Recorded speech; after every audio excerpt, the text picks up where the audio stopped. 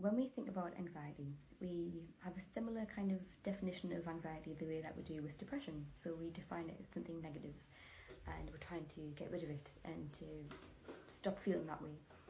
But with difficult emotions, the trick is to not try and numb them or move away from them or suppress them.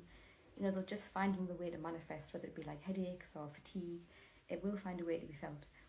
We'll have to face them instead. And it's kind of like that that story where if you know you've got like demons or a shadow self or things that you fear, if you turn around and face the monster that's chasing you, you know, it loses its power. And that's kind of how I have to look at these things. So it isn't like a breeze, it isn't easy, but it is easier in the long term than living in a state where you feel frozen. So we want to look at anxiety as like, well, what is it? What's it pointing to? How do I use this to figure out where I need to go next? So with anxiety, it's kind of like a lack of trust and belief in yourself. A lot of the time when people have got anxiety, there's something in their life that's going to change or possibly has changed, and they're projecting or worrying about something else changing.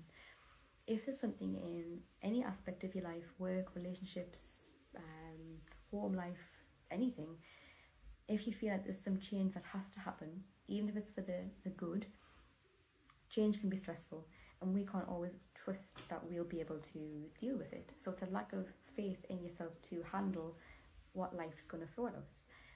So naturally we kind of hold on, and we're kind of stuck in this place of like fear and wanting to control. So we're guaranteed life is going to be ups and downs, as we know, and also fear and excitement. We know that these two are the same feeling. So try to remember that some of the best days of your life haven't happened yet. Maybe some of the worst days haven't too, but that's something that we can't control. And it's learning to trust your ability in yourself that you can deal with things, and you don't need to know how you're going to deal with it whenever it may or may not happen.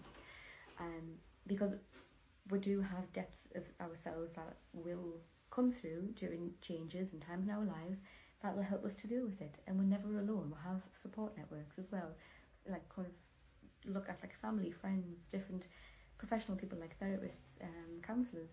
They can help us through things as well. We're never alone. And anxiety is also like a lack of having a spiritual aspect to our lives. So remembering that even though we have a mind, body, emotions, these are not us. These are things that we use and experience for this time we have on earth.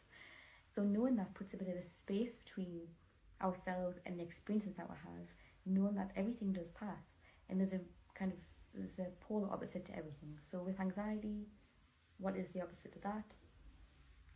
It's like relaxation, carefree. So we can't predict or know what's going to happen tomorrow. We can worry about it, or we can just really enjoy the day. And this is something that takes practice. This isn't something that you just go, right, I've fixed it and I know now how to stay in this state forever.